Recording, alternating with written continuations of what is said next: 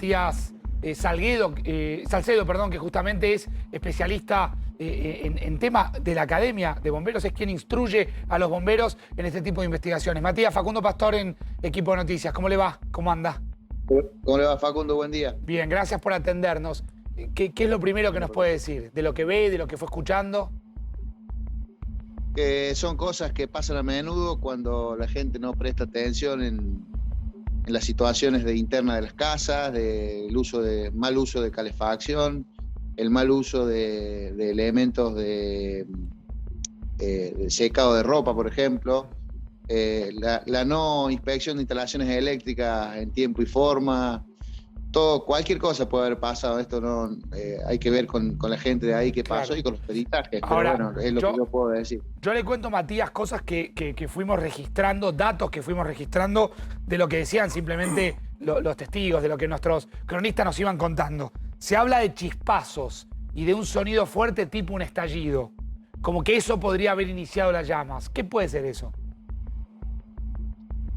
Mirá, puede ser alguna zapatilla o una multitoma de esas que se venden a menudo sobrecargada. Una multitoma de esas, les voy a dar número, porque también aparte de bombero soy electricista, entonces tengo un poco de conocimiento. Y de hecho, si sienten ruidos raros es porque estoy en mi trabajo. La realidad es que puede ser, si dicen que fueron chispazos, puede haberse puesto el cortocircuito y derretido alguna zapatilla que hayan tenido sobrecargada con elementos de calefacción eléctricos. Eso sería una posibilidad. Es muy difícil poder dar algunas indicaciones. Una estufa a cuarzo, para que ustedes tengan idea, consume aproximadamente unos 6 amperes. Sí. Y dos de ellas son 12, y una zapatilla de las que se venden en la calle, si son más o menos buenas, si están normadas, soportan 10 amperes, por lo cual ya tenemos un problema ahí de base de consumo en un punto eléctrico. Claro, ahora, pero Matías, bueno, pienso que usted nos habla de las zapatillas compradas en una ferretería de barrio.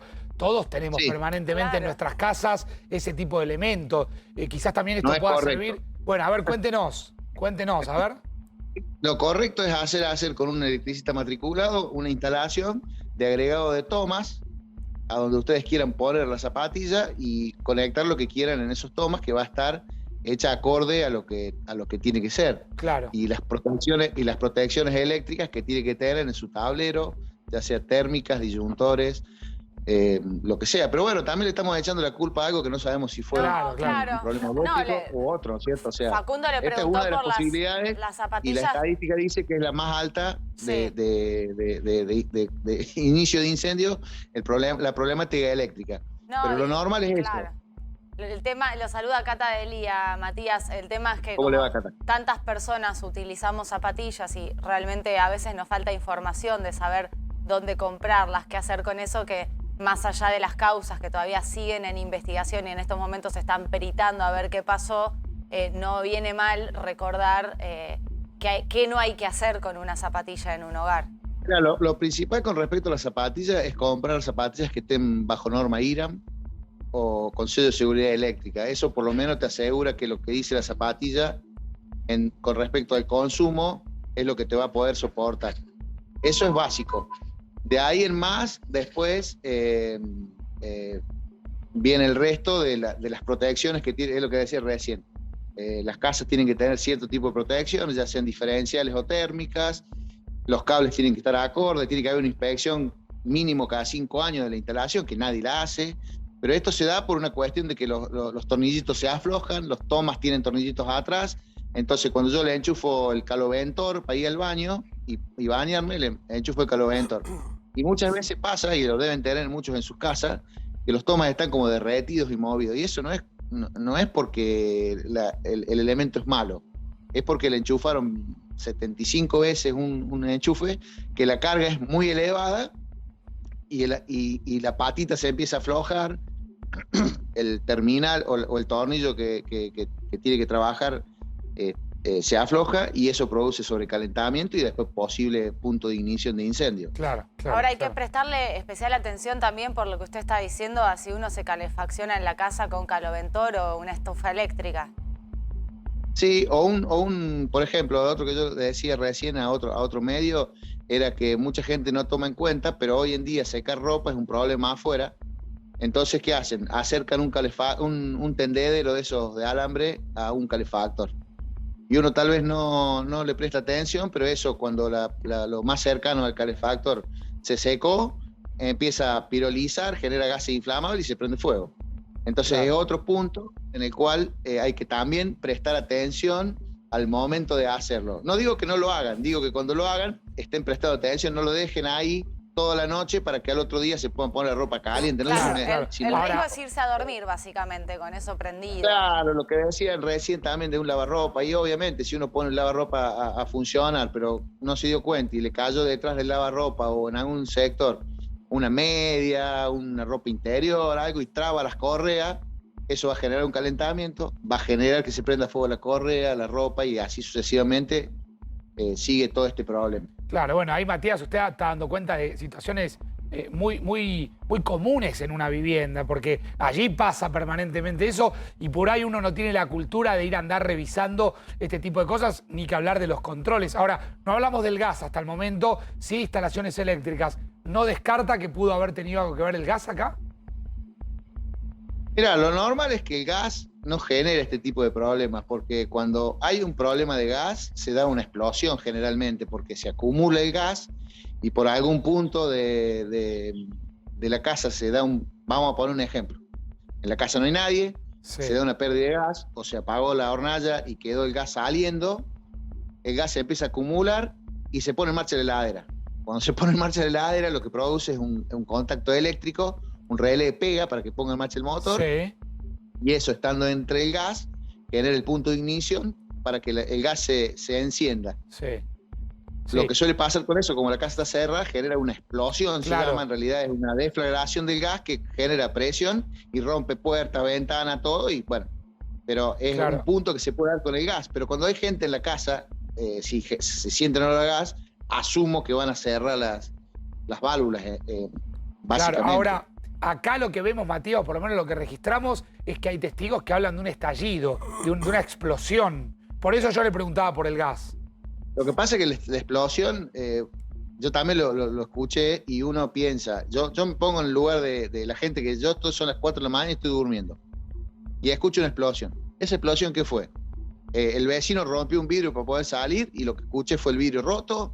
La explosión fue de un aerosol que estaba dentro de la casa, arriba a una altura X, que la temperatura hizo que explotara. O sea, es muy difícil poder, si no estás ahí en el lugar y sabes qué fue, no lo vas a poder determinar. Y tal vez no fue el inicio del incendio, fue parte del incendio, nada más que la persona que lo escuchó en su momento al frente está durmiendo, no se está poniendo a pensar que el frente está quemando una casa. No sé si no quiero ser obvio, pero son difíciles analizar testimonios de algo que está pasando, pasó en el lugar. De hecho, estamos viendo y estamos en vivo mientras el cuerpo de bomberos está peritando en el lugar para intentar determinar las causas. Cata, ahora, ¿sabes qué pensaba? Lo importante, disculpa que te interrumpa, lo importante es charlar con Matías para que la gente que está en casa pueda aprender. Todos tenemos que aprender a mejorar inevitablemente. Las prácticas, por supuesto. Por eso me parece, digo, más allá de lo específico del caso en sí, ¿no? Una de las cosas que yo recién hablaba con el otro medio era, él me preguntaba qué hacer. Y yo le digo, lo primero que hay que hacer es que esto no pase. Tonto, pero es lo que hay que hacer. Si pasó, o si pasa que algo se prende fuego, nosotros en nuestras casas todos deberíamos tener detección de humo. Nadie le da artículo, voy a decir, nadie le da pelota, pero en realidad la detección de humo es terriblemente importante, porque yo te voy a dar un ejemplo simple. Yo estoy acostado en mi cama a las 3 de la mañana. ¿Mi cama a qué altura queda del piso? 40 centímetros, 50, más o menos. A mí se me da fuego en el comedor, ¿sí? Porque dejé el tendedero cerca, porque puse no sé, lo que sea. Sí. ¿El humo qué hace? Va a las partes superiores de la casa, llega al techo, llena toda la superficie del techo y empieza a bajar. Pero en ese momento el incendio empieza a generar potencia de incendio, empieza a levantar la temperatura y yo voy a estar durmiendo porque yo no lo voy a escuchar ni lo voy a sentir. Entonces, Cuando yo me voy a dar cuenta, ¿cuándo va a ser? Cuando el humo a mí me llegue a la altura de 50 centímetros de la altura de mi casa. Claro, ya está. Cuando me siente en la cama, voy a estar embebido en una nube de humo que no voy a saber qué está pasando. ¿Y cómo, ¿Me digamos, explico? cómo funciona un detector de humo? Yo no tengo eso en mi casa. ¿Cómo es? Digamos, Bueno, ¿es los detectores de humo accesible? vienen. ¿Qué es? Sí, son autónomos. Los que se ponen generalmente en las casas son autónomos. ¿Qué significa esto? Que es un detector, es un elemento que a través de de un sistema óptico detecta si entre un emisor y un receptor de luz pasa una nubecita de humo, por decir de alguna forma. Y el detector que dice, si se obstruye completamente, no, es algún bichito que se metió. Ahora, si pasa y hace una nube o un oscurecimiento, lo toma como humo y dispara una alarma. Esa alarma, eso al ser la batería, uno lo pone en cualquier lugar del techo de la casa y donde esté, el humo siempre va a llegar ahí primero que a 50 centímetros del piso. Es No un sé si me explico. dispositivo esto. O sea, es un dispositivo que se coloca. Perdón, sí, es un dispositivo. Si mirás en el estudio y mirás para el techo, debería haber ahí en el estudio. Si no llega a haber, están fuera de norma. Ah, sí, Pero sí, hay. Más allá de eso debería estar. Bien. Entonces, es lo que se utiliza. Vos me decís, hay algunos que vienen conectados a centrales de alarma, pero bueno, eso es un poco más costoso y demás. Un detector de humo autónomo puede salir hoy, un número muy grosso, 3.000 pesos. Bien, y se consigue. ¿Dónde se Mercado consigue? Libre, por decirte de una forma. ¿Querés buscarlo en algún lado? Mercado Libre lo tenés. Es muy tonto lo que estoy diciendo, Claro. pero nadie le da artículo y eso salva vidas. Porque No, los tiempos bueno, no. de evacuación... Y tengo, Matías, me disparan un montón de preguntas sobre cómo nos cuidamos, porque realmente estás diciendo cosas que son muy básicas y que nos olvidamos. Y encima, ahora con el frío te distraes, te vas a dormir con todo prendido. Yo otra cosa que estaba preguntando en mi cabeza, que te quería hacer la pregunta a vos, es los aires frío-calor, que muchas veces uno los prende con estas temperaturas. Si es aconsejable, por ejemplo, dejarlo prendido a la noche o prenderlo un ratito y apagarlo. Una cosa básicamente es un aire frío-calor y otra cosa es un caloventor. Son cosas distintas. Sí. En el sentido, no, te voy a explicar por qué. Por el medio en el cual genera el calor. Los aire acondicionados invierten su función y dejan de ser enfriadores y pasan a ser, invierte la función, no te voy a poner a explicar porque tampoco la sé bien, pero en realidad es una cuestión de gases. Invierten la función y en vez de traer, es un intercambiador de calor, en vez de hacer frío, hace calor. Punto. Los caloventores, ya sean los que van puestos, viste que vienen unos que son tipo aire acondicionado, que van puestos arriba, esos son con resistencia eléctrica, por lo cual pueden llegar a ser un poco más peligrosos. Pero bueno, generalmente no es el problema ese, sino el punto de conexión es el problema. Bien. Me explico, que no esté bien calculado el cable, que no esté bien calculado el enchufe. Sí. Entonces puede generar un incendio la instalación, de ahí derretirse, caer sobre ropa, tela, lo Matías, que sea. me parece, insisto, sumamente importante, mientras obviamente seguimos muy de cerca todo lo que está pasando allí en Recoleta, escuchar los detalles de lo que usted va contando, porque la realidad, vamos a hacerlo sincero, cuando uno tiene que presentar estas noticias, y en casa debe pasar lo mismo, automáticamente uno empieza a plantearse, como decía Cata, ¿cómo me estoy cuidando? ¿Cómo estoy utilizando mi calefacción? ¿Pongo o no el caloventor? ¿Qué hago cuando seco ropa? ¿Qué pasa con mis conexiones de gas? Y ahí me parece importante para prevenir este tipo de situaciones. Pero no hay cultura de prevención en este sentido, Matías. ¿En cuál hay? Y bueno, debiera ser... uno llama permanentemente en las viviendas por plagas o porque hay cucarachas o porque, y no llama a nadie a controlar cómo están las instalaciones eléctricas, la de gas. Claro. No hay cultura en ese sentido. Nos falta información a veces.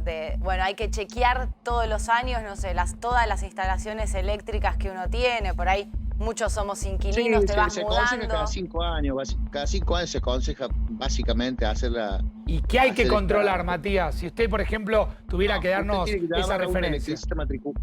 A un electricista matriculado y que él, si vamos a la realidad, es lo que yo te digo. Imagínate que después de 5 años, los tornillitos que ajustan los tomas que están puestos en su pared se van aflojando, entonces todo punto flojo en una instalación eléctrica puede generar un sobrecalentamiento y un incendio. Claro. Básicamente, desde ahí.